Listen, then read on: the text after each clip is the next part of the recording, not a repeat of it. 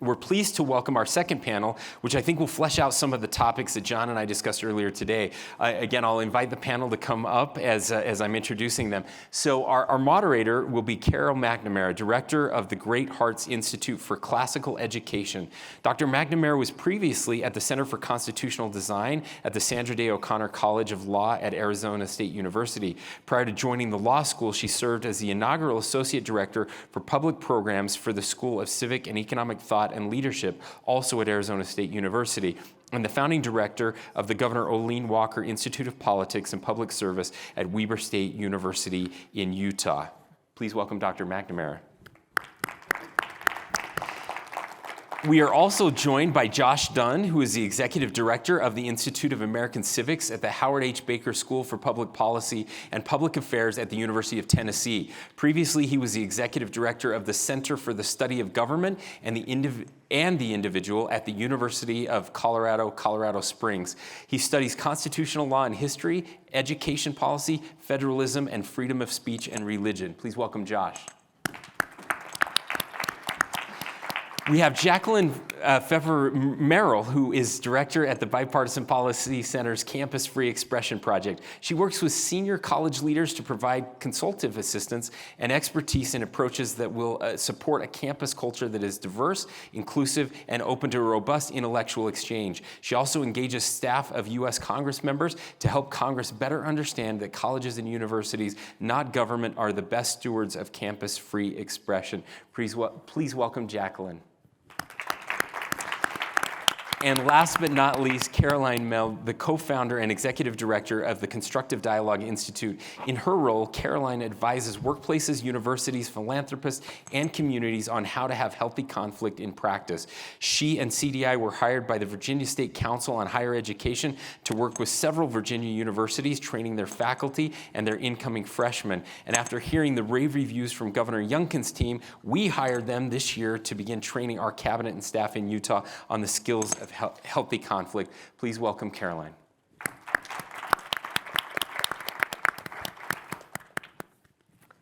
Hi everyone, I'm really happy to be here today and to engage with all of you about this important topic. I'd like to begin by thanking the National Governors Association, Governor Cox, Governor Polis for creating these opportunities to pursue these important conversations about depolarizing American democracy by learning to disagree constructively, in particular on campus. I recommend to all of you an essay by Andrew Sullivan who says that we're all on campus now. That is that we're all living with the legacy of university education and some of the troubles that we're confronting on campus. I'd like to begin by asking all of you if you could each provide a very brief introduction to the work you do through your organizations. Josh?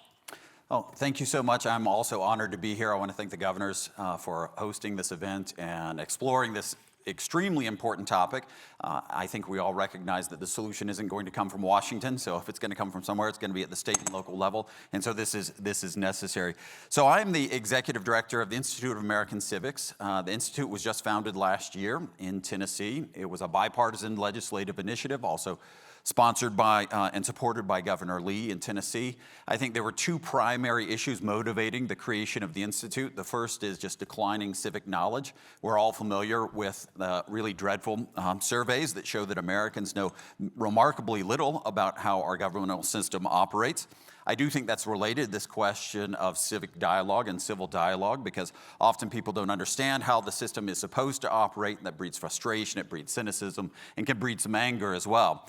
But that is the second main goal of the Institute, which is to try to help civil dialogue on campus. I think you can look around America today, just as many have noted in the past few weeks, and seen some very poor examples of what dialogue should look like on college campuses. And part of what we're going to try and do at the Institute is model civil disagreement for students so hopefully they can develop the skills they need to go out into a pluralistic democracy and be more effective citizens and neighbors, friends, wherever they happen to find themselves. I will say there's something of an advantage that we have at the Institute, the fact that we're housed in the Baker School of Public Policy and Public Affairs, obviously named after Senator Howard Baker. Senator Baker was a man of deep principle, but one of his principles was to treat everyone with dignity and respect, even when he fundamentally disagreed with them about politics. And that serves as a model for us in the Baker School and in the Institute. And so in many ways, I think the Institute is there to embody the spirit of Senator Baker. If you aren't familiar with a podcast that the school hosts, it's called You Might Be Right, based on a quote from Senator Baker, which was, "The other fellow might be right." It's hosted by two former governors, a Republican governor and a Democratic governor, Governor Haslam and Governor Bredesen, both on the board of the Institute. I'm also happy to report. Some of you might have been on this. I don't know. There might be some of you in the room who have been on this podcast, but it's a wonderful podcast, kind of modeling as well how people from different sides of the aisle can nevertheless engage in constructive debate. So we're going to try to do that throughout all the programming at the Institute, through our courses, our public events, and also trying to reach the broader public. Jackie, can you tell us a little about the Campus Free Expression project that you lead? Yeah, thanks very much, Carol. And I want to thank Governor Cox and Governor Polis also for this very important conversation here. I'm just delighted to be part of it. And really, I have to thank two former heads of the NGA for being able to be part of this conversation. I'm at the Bipartisan Policy Center in Washington, D.C. It's the only legal entity in the District of Columbia that has the word bipartisan in its name. And Governor Jim Douglas, former governor of Vermont, and Governor Chris Gregoire, Washington State, who both headed the NGA, had long involvement with the Bipartisan Policy Center. And 5 years ago, they said to the board and leadership, we need to do more at the Bipartisan Policy Centers to support colleges and universities in their essential civic role in addressing our national civics deficit. So at their suggestion, BPC started a Campus Free Expression project. I'm delighted that they hired me as a former college professor, not a president, oh, thank heavens, to lead that up. And the core of our work has been this report, the Campus Free Expression and New Roadmap, that the governors were the co-chairs. And I am just delighted that in the room is Ross Irwin, another member of the task force. I was delighted to serve as staff to the task force. And we are just really working to address these questions. The governors, I want to say, have continued to be real leaders on these issues. I was with them when we were at the University of Denver earlier this year at the invitation of Chancellor Jeremy Hefner, and they were talking, they were headlined the Spark civic engagement event there about freedom of expression on campus. Caroline, can you tell us? I'm not sure if I'm on. Okay. Caroline, can you tell us a little about your work with the Constructive Dialogue Institute? Absolutely. I just want to begin by thanking, again, Governor Cox and Governor Polis for hosting this important event and for allowing us to be here to talk about these important issues. So I'm the co-founder and executive director of the Constructive Dialogue Institute, which is a nonprofit, nonpartisan organization that I co-founded with the psychologist Jonathan Haidt in 2017 after the 2016 election. And we translate the latest behavioral science research into educational tools that are evidence-based, practical, and scalable in order to equip the next generation of Americans with the skills to think critically about difficult and nuanced, complex topics and to engage in dialogue across lines of difference. We primarily work with college campuses where we offer a holistic suite of tools that are designed to help bring about positive culture change on campuses as it relates to these issues of dialogue and engagement across differences. So we have a range of tools that are intended for different stakeholders, from college presidents down to students, all intended to move people in the same direction. So right now we're working with the Aspen Institute to develop tools for college presidents to support them in thinking about how do they lead through this polarized environment? How do they think about questions like institutional neutrality, when and whether to make statements? What does it look like to model constructive and healthy conflict on their campus? We work with administrators, staff, and faculty by providing them with training in how do you facilitate conversations on campus about really complex, important issues. We also then have a scalable online educational platform for students that is intended to provide them with these foundational skills for how to think critically and engage in difficult conversations. So our online learning teaches key concepts from psychology that help us understand how we form our thoughts and opinions, where our different differences in values and worldviews come from. And from there, we teach them how to think with nuance and complexity, how to look for multiple perspectives on complex issues, and then really practical evidence-based skills for how to have these conversations across lines of difference. This type of course can be embedded in a variety of ways, such as orientation, first-year seminars, general education courses. So it's really an opportunity to provide these skills and principles across the entire student body in a scalable, practical, replicable way. And then the last piece of what we offer is analytics, so that universities can actually track what's happening on their campus over time. Are we seeing improvement? So we have been around since 2017, but for the first 6 years of our organizational history, we were really focused just on working with professors in their classrooms. And so we've worked with professors across hundreds of campuses all over the country. And this is the first year that we've expanded our model to this campus-wide model. And what's been really exciting is that we're currently working with 50 campuses, which speaks to, again, the tremendous need and desire of campus leaders to do this work. And as Governor Cox mentioned, we have a partnership with Governor Youngkin's office and the state of Virginia, where we have recruited 12 public colleges and universities across Virginia who are all engaging with this work in a shared learning community, a community of practice.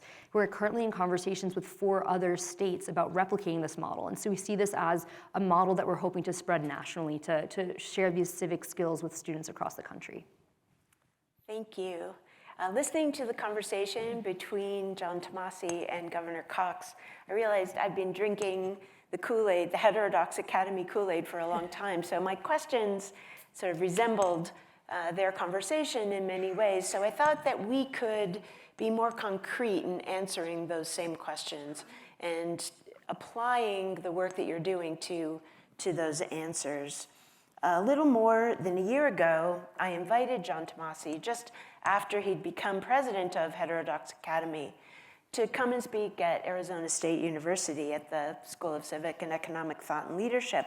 And the title of his talk was, "Is the goal of the university to pursue knowledge or social justice?" which is supposed to be a rhetorical title. Some people took it the wrong way. But I think it might be important for us to, even though he began to answer that question, I'd like to hear what all three of you have to say as a foundation for this conversation about what you think the purpose of the university is. What's its goal? What's its aim?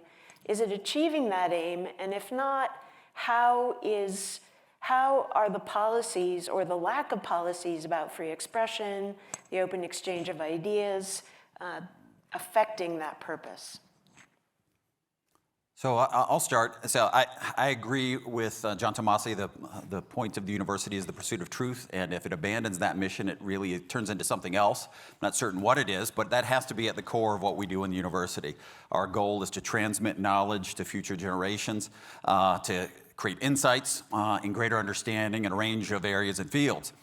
I think there is another point, though, particularly of public universities, and that's to create leaders and citizens. If you go back to the founding of public universities, that was one of the core missions of public universities.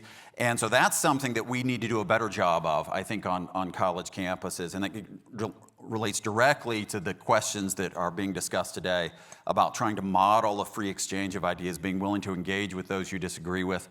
Until a few months ago, I was a resident of Colorado.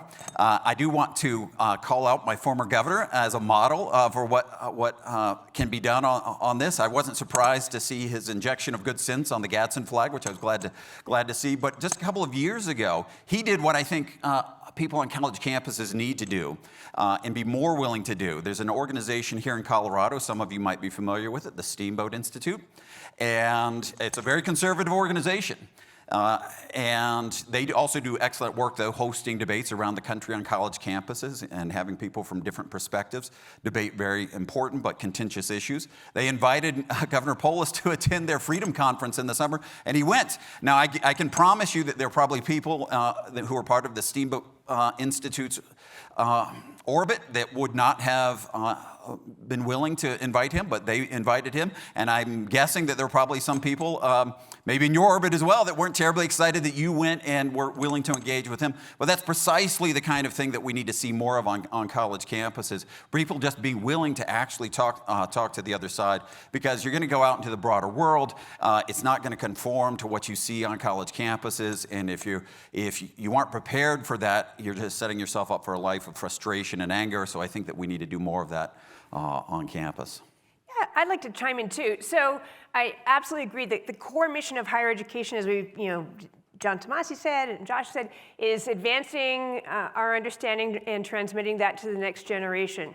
But we also have a democracy here where we make decisions not by force or by the loudest voice or by simple majority vote, but by offering reasons and discussing them. And that means that what the skills that we need to be a democracy are very much like the skills that are acquired by college students when they're in that learning process. So I agree that public university has a special charge, but I would say all of higher ed has that charge to prepare our generation for citizenship and civil leadership. And that's why the founding fathers, after they founded the country, went on and became trustees at so many universities, because they knew that this kind of education was important to that mission. And there's a lot of bad rap on higher ed now. The challenges are not just due to higher education, and I'll look at three things that are making it hard for campus. Just the polarization that we see in the country, the way social media has changed conversations, and the way in which this generation has been socialized differently, especially during the pandemic, growing up in neighborhoods where they didn't necessarily meet people whose news sources, political views, race, socioeconomic class differed from their own. But there are factors on campus where we can see college leaders do more, and I would say those are really four things. Really addressing young people's doubts that diversity, equity, inclusion can go along with freedom of expression. Addressing the ways in which there's a lack of viewpoint diversity on college campuses. Addressing the censorious minority. It's a few students who have an outsized impact on college campuses, but it's also, fourth, a majority who lack the skills that they could acquire through the kinds of programming that Carolyn is describing, and building up those skills for disagreement. Yeah, I would just echo what's already been said. I think that there's this dual purpose of the pursuit of truth and knowledge, and preparing the next generation for citizenship and for engagement with the workforce productively. And I think that to a large extent universities have lost their way because they've put ideology at the center. And there has been a particular narrow set of viewpoints that have become an orthodoxy on campus, and it's really impeded both of those goals, because on the research side, there are now a set of questions that researchers can explore and that are kind of off limits, that they don't want to go there, they don't want to touch that, or there are questions or findings that they are afraid to publish and share. And with students, picking up on what Jackie was saying, a lot of what we're seeing on campus is what is being mirrored in our society and as a whole, where you have this vocal minority that is really extreme, that is using social pressure to silence the rest of the student body. And then you have the majority of people who are far more moderate, who are hoping to engage and to learn these skills, but they are afraid to do so out of social fear. And so it's critically important to give people the opportunity to engage meaningfully. Well, a lot of people have mentioned the moment at which we're meeting, and we are meeting at yet another time when the controversies and battles dominating the world are spilling onto campus, which are then spilling back out onto the streets. And we're seeing activism and protest among students and faculty, often the sort of protest that seeks to intimidate and silence opponents. And it's been making me think that we need to begin to consider or to talk with university leadership about how to lay the groundwork for a kind of normal exchange of ideas and a set of expectations upon which university presidents can draw for the next crisis. We're always reinventing the wheel. So how can I know all of you are engaged in this work, but maybe Jackie and Caroline in particular, how can we bring university presidents to the table as you're doing and get them to think about how to prepare for the next crisis so that they're not always set back on their heels when this happens? How can they sort of set the right tone or create the right environment on their campuses to be prepared for the next crisis, which will always come, and to deal with the current situation? I have something I want to say, but Carolyn's gone last the first two questions. So Carolyn, would you like to go first? Sure. So yeah, I think that this is a really important moment in what's happening on college campuses, and I think it's an opportunity for a reset. I think it's an opportunity for college campus leaders to really use this moment to say we're going to do something different going forward. And to your point, I think that there's an immediate response, and then there's also a longer-term response. The immediate response is should be focused on things like ensuring that students are actually safe from physical violence and making sure that students have the support they need, like mental health support or otherwise. But a lot of what is needed in this moment is this longer-term investment. So we've all been reading a lot about these crises on campuses, but I think a bright spot that I've seen that I just want to highlight is at Dartmouth College. So in the immediate hours after the October 7th attack, the head of the Jewish Studies Department was on the phone with the head of the Middle Eastern Studies Department. And they were talking about, what do we do here? What is our response going to look like? And what they did was they hosted a series of educational forums for their community, for students and faculty. And it provided a space for them to answer questions, because students had a lot of questions about this really complex topic, and also to model what it looked like to have a conversation. And so this really helped tame things on the campus, but it was only possible because these department heads had spent years and years and years building relationships with one another, building this institutional relational trust so that they were able to respond in that moment. And so I think that, again, teaches us that this is not about crisis response. It's about investing so that your campus is prepared when these crises hit, because they will inevitably continue to happen. And so how do you create a campus environment that's actually resilient to conflict so that when the conflict hits, you can use it as a teaching moment rather than it being an opportunity for things to completely crumble. And so I think three specific things that university leaders can think about is, one, establishing clear principles and policies that model what universities should look like going forward. So things like institutional neutrality. A second piece is really embedding these principles and practices across the curriculum. How are you ensuring that students are constantly, throughout the course of their time on campus, hearing about these ideas, seeing it both in their courses and co-curricularly? They're engaging with diverse ideas, diverse perspectives. They see models of what constructive dialogue looks like. And the third piece is just continuing to provide students with opportunities to really practice these skills along the way, so that it becomes a muscle that they can exercise so that they're ready to respond more productively when these crises hit. Yeah, so one of the questions that has already come up earlier today about this particular moment is the role of the voice of the president himself or herself and presidential statements. And so at the Bipartisan Policy Center, this Thursday morning at 8 a.m. Mountain Time, 10:30 Eastern Time, we have gathered 4 college presidents for a live webinar conversation about how is it that presidents should use their voice in response to challenging situations. And they are all people who have really, thought in advance of the crisis. So the presidents we're having the conversation are with University of Washington President Anna Marie Camus, James Madison University President John Alger, Lori White, who served on the BPC task force from DePauw University, and then exactly speaking about this importance of the perspective of creedal campuses, University of Dallas President J.J. Sanford, and they're going to be having a conversation about how it is that they think about an approach to presidential and institutional speech that meets the moment. And they have a range of opinions from institutional neutrality to something rather different from that. And I really, presidents need to reset, and I'm just appreciative of these 4 presidents willing to have that conversation live, and I hope that many of you here will tune in to find it. Bipartisan policy, again, we're the only one. It's easy to find, sign up for an event. So we've had a lot of conversations this morning about what presidents should do. What are the principles? Sort of 3,000-foot perspective. But I'm wondering, Josh, what do you think we should be doing on campus so that students don't immediately resort to protesting in the streets and this sort of vituperative, unconstructive.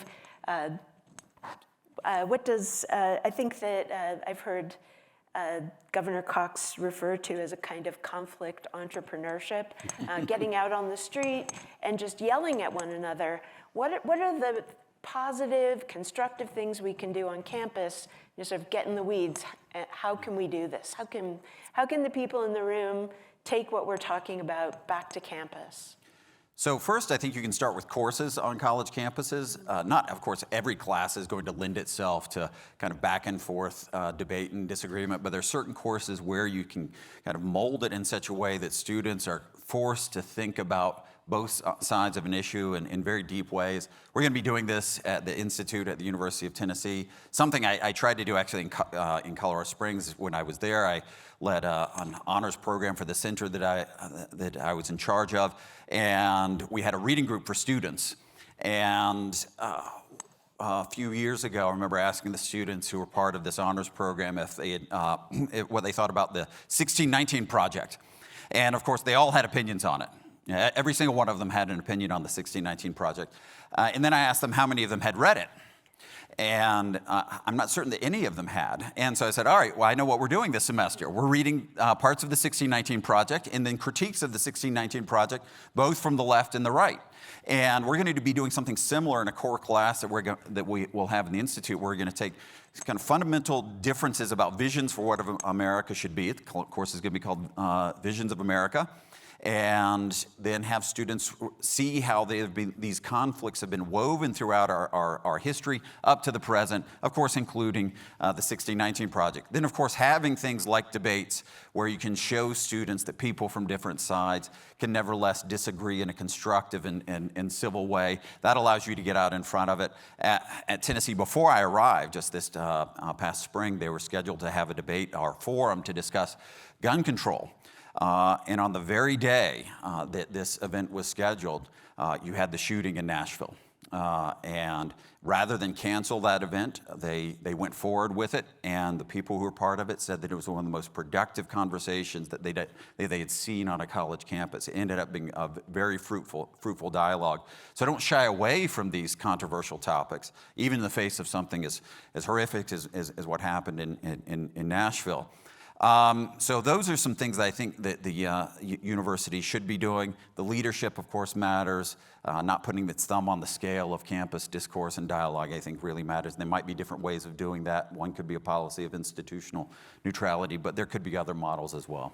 And if I want to just jump in on this campus piece. So, we heard John Tomasi talk about the impact in STEM and this, soybean and I want to cite just the wonderful example of leadership in a kind of a classroom, campus level here in Colorado, at the University of Colorado, the Herbst Institute that brings humanities to STEM students. Diane Sieber leads that. That's a wonderful example of bringing these questions and finding a place for them in the STEM curriculum.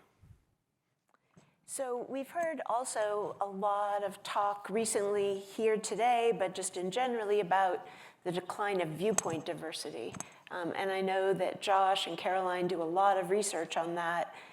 Why should we care about viewpoint diversity? I have heard Jonathan Haidt say that uniformity of opinion makes us stupid on the university campus, which, John has a way of saying things directly, but is that true? Should we care about viewpoint diversity? How do we go about nurturing it and encouraging it and ensuring that it exists on campus? Caroline, do you want to start? Sure. So I think that viewpoint diversity is really essential for campuses and also just for communities more broadly. So thinking about how our psychology works, we all have a particular worldview, the way that we see the world. And our worldview is shaped by a variety of factors, including our culture that we grew up in, our childhood socialization, our life experiences, and this shapes how we interpret the world, how we interpret reality. And we are each convinced that our interpretation of reality is objective and true. And the problem with this is that we also live in moral communities, which are people who share those same values and worldviews as we do. And they reinforce that sense that our perspective, that our way of interpreting reality is objective and true. But when we then come in conflict or come in contact with people who are part of a different moral community or have a different moral worldview, they see things totally differently.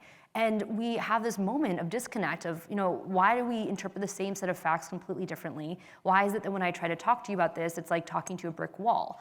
And it's because when we live in these isolated communities where we're not actually having exposure to other ways of seeing the world, we are walled off and our minds are just designed in such a way that we have these defense mechanisms. Confirmation bias is basically a mechanism for filtering out things that we don't want to believe because they disagree. It goes against what we inherently believe. And so the critical way to confront confirmation bias is by being exposed to diverse perspectives on an ongoing basis. That's the way that we can actually improve our thinking, that we can fill in our own blind spots and weaknesses. That's how we make progress. That's how the clash of diverse perspectives allows us to have new innovations and ideas. And so it's really, really essential. The problem is that it's not easy, right? It's not easy to encounter views that you disagree with, especially on issues that you hold really deeply and that are core to your identity.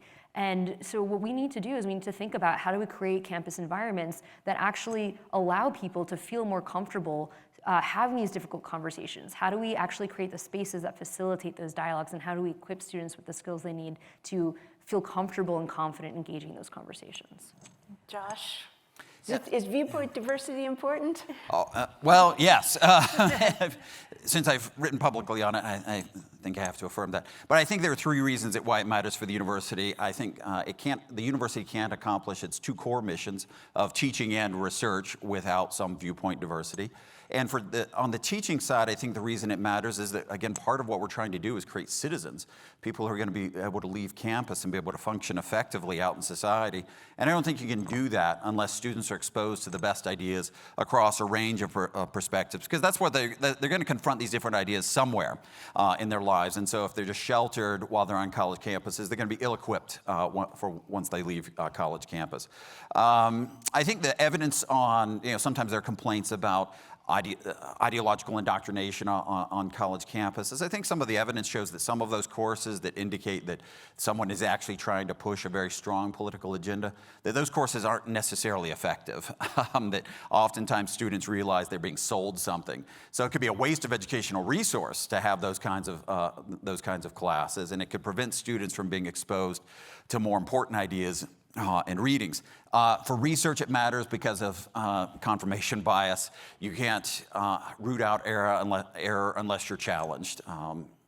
That is the danger, as John Tomasi said, that what you believe to be true just kind of ossifies into a dead dogma unless it's challenged. And there are entire disciplines where I can point to examples of where they kind of coalesced around an error, and it took decades for them for that error to be rooted out of the discipline, literally decades for the error to be exposed and then kind of pushed to the boundaries of the discipline.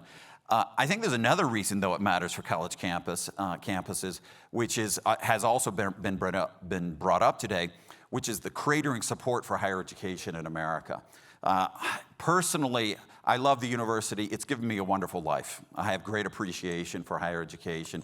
Being able to talk about ideas that you think are important with students is just an extraordinary privilege. So for personal reasons, I like the university, want to see it to continue to succeed. But if you look at the poll numbers, this just isn't sustainable. You just see falling support. Of course, Republicans it's lowest, but also moderates. And you see even falling support among Democrats for higher education. And I think higher education, our system, system of higher education has brought enormous benefits to our country. It's kind of like being the world's reserve currency. Everyone wants to come here to study. The best and brightest from around the world want to come to the United States. And if you see this continued declining support for higher education, it's going to lead to a decay in higher education, I think, and that's going to be a significant loss for our country, but also I would say for the world, because I think there's something valuable about having people from around the world come and study here and learn about this country and our habits, our institutions, our way of life. I wanted to say quickly, Carol's question is not like, who'd be opposed to viewpoint diversity? The counter argument that is sometimes made is professors make it a point of pride, and they genuinely do, to have different perspectives in their classrooms. And if you look at surveys like the UNC system, Jennifer Larson, etc., faculty do not push their agendas in a classroom in spite of the perception that they do. But as John Stuart Mill said, and so people say, oh, it doesn't really matter because professors will present both sides. John Stuart Mill said, there's nothing like hearing it from somebody who really believes it. And so I think there are important examples like the University of Colorado Boulder that Bruce Brenton started that chair in conservative thought. That's just one kind of example. Thank you. I think that's important. Yeah. To have people who believe it and are pursuing their ideas. So we've talked about what the problems are, and we've pointed towards some of the solutions. But I think we should sort of end on a note of thinking through what the solution is. If the mission of the university is to educate students in a way that they leave having sorted through the big questions, the big problems, that the contemplation of which makes them educated human beings and better citizens, what exactly is the content of that education that's going to prepare them for purposeful pluralism and being sort of united in democratic citizenship in this country? Stanford recently, for example, introduced the idea that students have to have a common core, a common set of classes that they take that gives them a common vocabulary on which to proceed through their education. Is that a good idea? How do we provide students with the habits of mind that lays the groundwork for that kind of productive, constructive education? We've heard the words thrown around, that encourages charity. That is, we don't immediately assume the worst with regard to what someone says. That we have humility. We don't think we know everything the moment we arrive on campus, or especially the moment we leave campus. How do we instill those habits of independent thinking? And I'll just end with one last point.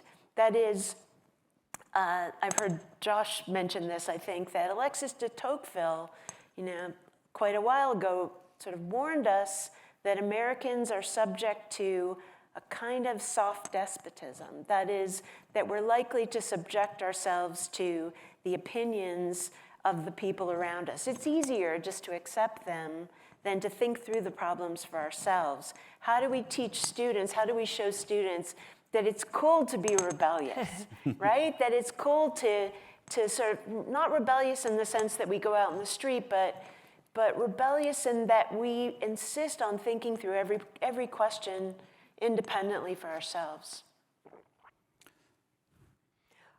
Caroline, do you want to? Sure. So I would say that I'd like to think about this in terms of the when, the how, and the why. So the when is that, again, social science tells us that there are really important moments in shaping how people will behave in a certain institution or community. The way that you show up at the very beginning and the expectations in those early moments of what it means, what are the norms of this community, what are the norms of this institution, that will play a really critical role in establishing how people will behave going forward. So really investing in those early moments in the first year, in orientation, first year experience and seminars, that is really critical for giving people a common vocabulary, common set of expectations of what it means to behave and engage on this campus. So that's one piece. But then continuing it on, how do you reinforce those things on an ongoing basis so it's not just something you heard once, it's part of the culture. Those pieces are really critical. The second piece is the what. So at CDI, we think about trying to teach people both a mindset and skill set for constructive dialogue. The mindset piece is really helping people be more open and curious to engaging with diverse perspectives. How do you embrace your own intellectual humility, the possibility of being wrong, the limits of your knowledge, the importance of seeing the complexity of issues, seeking out nuance, seeking out multiple perspectives on issues.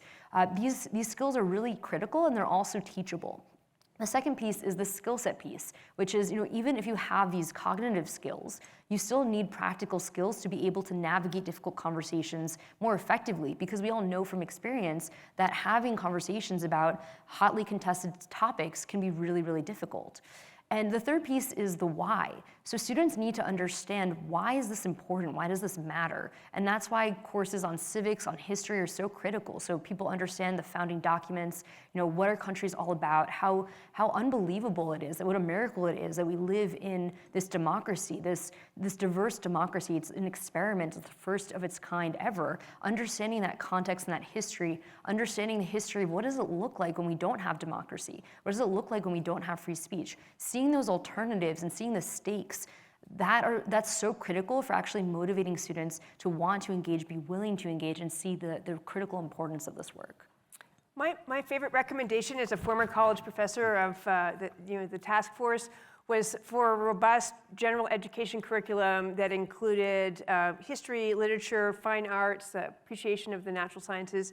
And why? Because that lets people have the information and the understanding to contextualize our current controversies and debates. We would have had a much more fruitful debate about the mask controversy during the pandemic if people understood that that was just one more replay of the Federalists and the Anti-Federalists. And I think that we need that kind of preparation for students. Josh, what's the content of the education that everyone is pointing to that gives students that the habits of mind they need to be constructive and open to learning, more like Socrates on campus? And so I am a defender of the liberal arts, and I think the liberal arts are properly defined. It's the education befitting a free person, and that's an education that liberates you from your biases, your prejudices, allows you to see different alternatives and options, and moves you beyond what you've just received prior to coming to campus. So I think that a liberal arts education has to be at the core of it. Again, I know that not every student is going to be able to have as comprehensive or full, say, a liberal arts education, but I think some common set of courses can be very helpful for establishing this common single vocabulary that students then can use to engage in dialogue with each other. And since I'm directing an Institute of American Civics, I do think that something on civics is going to be important for this. I do think a proper understanding of America's development, its founding, its development, its current practices should help students to develop those kinds of skills that we want them to have. One of the great geniuses, I think, about the American, part of the genius of the American system is that it calls you out of your private life because there's so many points of access where you can get engaged, but then it constantly frustrates you as well. You can't get what you want. And that's the way it should be, that our political process is designed to force you to deliberate with others, and that hopefully, if our institutions function effectively, we will have that deliberation. Perhaps we aren't seeing it as much as we would like now, but that's part of what we should be doing on college campuses, is to make certain that we help solve that problem. I think that this is a good time to open up the panel to questions from the governors and from the audience.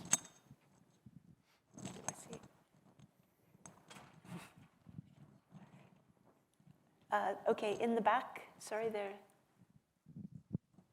Hi, thanks. I'm Beth Dobkin, president of Westminster University. I think I'm one of the few university presidents in the room. And I have a concern and then a challenge for you.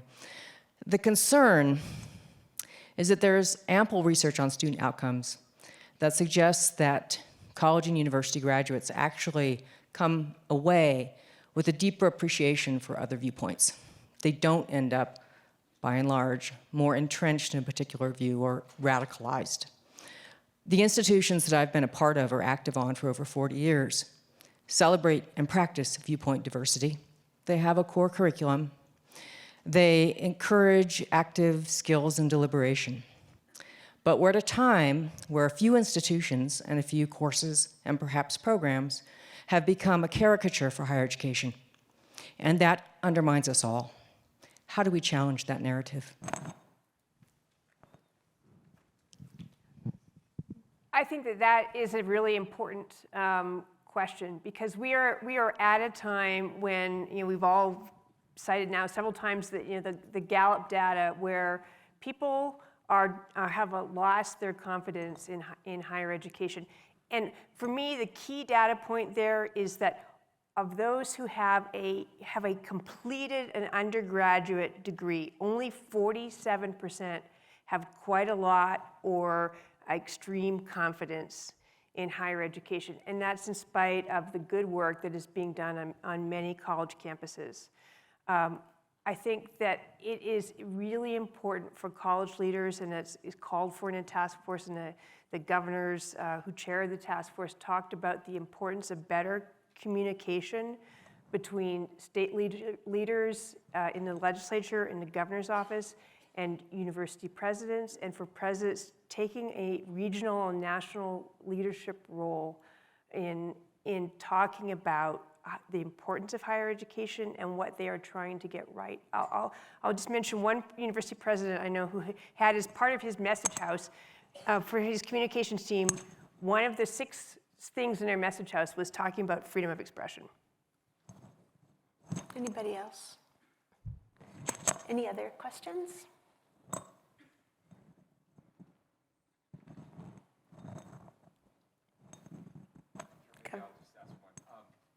We've seen, I think I have one on, thanks. We've seen this, speaking of our university presidents writ large, we've seen kind of this paralysis when it comes to these controversial issues. Well, actually, we haven't seen paralysis. We've seen lots of willingness to dive into some controversial issues, but not others. And yet, I think when we have seen those kind of more courageous who have taken a stance to either say, hey, this is not the purpose of a university, or I'm going to weigh in a different way, there's been kind of celebration of that. I guess, where do you think that comes from? I will tell you, I've had lots of conversations with university presidents. They will tell me privately things that are a little different than they will say publicly. Privately, there's a concern sometimes that the backlash, especially from faculty, from their from their different committees and things, make it so they can't say what they really think, or feel like they have to say something that they don't believe just to keep things moving. And I'm just wondering how we can kind of break through that piece and help with our Where do we find the courage of our convictions? How do we encourage that? Yeah, so I will say, you do have to set the policy ahead of time. Otherwise, you run into the problem that college presidents have faced the past few weeks. And then just be willing to stand up to the different constituencies. Sometimes they'll say, well, we have to say this to reassure our students, or we have to reassure the faculty. And I think just point out to them, no, you don't. In fact, you have a higher obligation, in which that's to ensure an environment where you can have the exchange of ideas that's necessary to accomplish your mission as a university.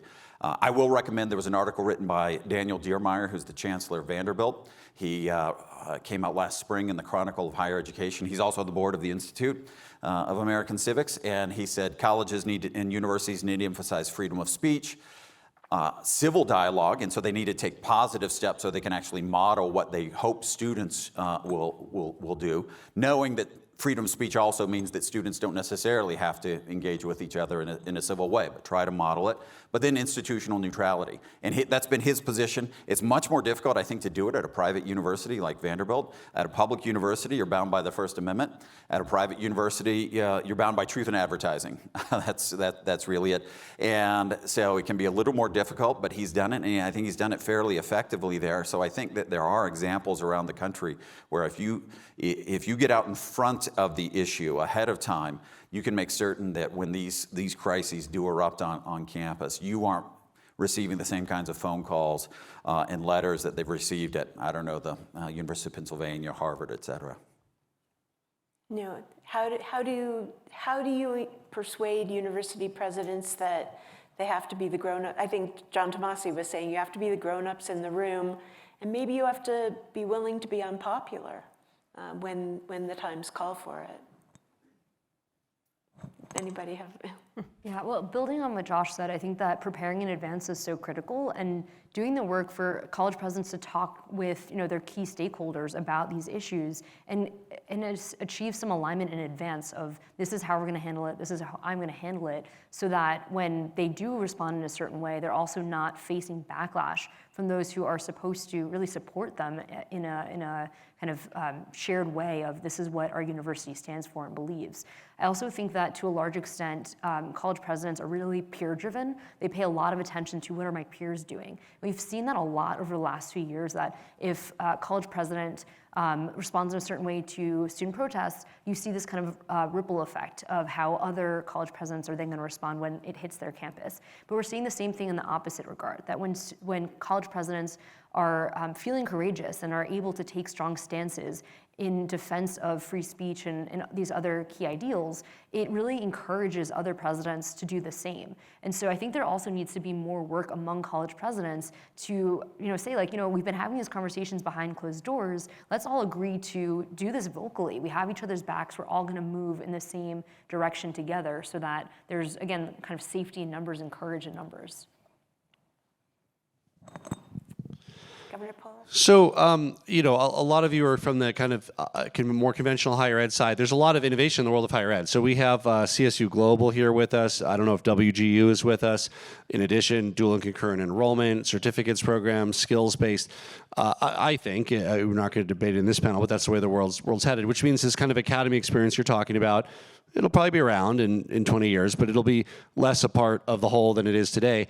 So can you kind of give a global context on the issues you discuss in the context of kind of the nascent rising part of higher ed, which is going to be, skills-based, academies, apprenticeships, dual and concurrent enrollment where kids graduate high school with associate's degrees, virtual like WGU and CSU Global, kind of all these things that are not rooted in this kind of place-based experience that a lot of discussion has resolved around. I want to talk about that community college piece because that is so critical. People who are at community colleges are already from their community. They know why it matters, and they're going to stay in that community. So we earlier this year at Austin Community College, we brought together, I think, 26 deans and faculty from community colleges that are leading civil discourse programs in the classroom and as co-curriculars.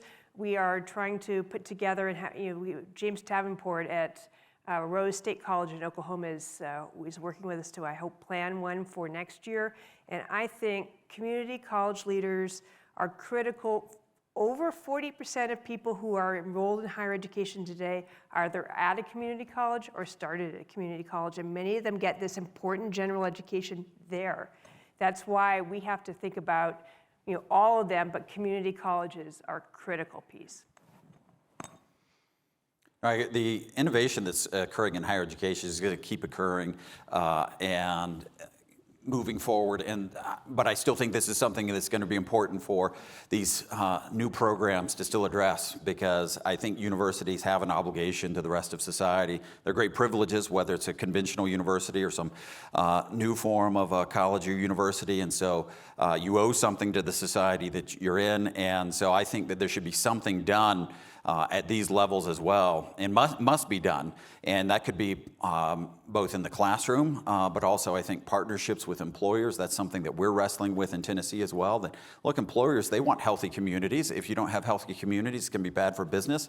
And so I think this is an area where there's going to be a lot of connection perhaps between some of these new innovations in higher education and where they could make a difference as well, both for their graduates, but then also the people they relate to in the community.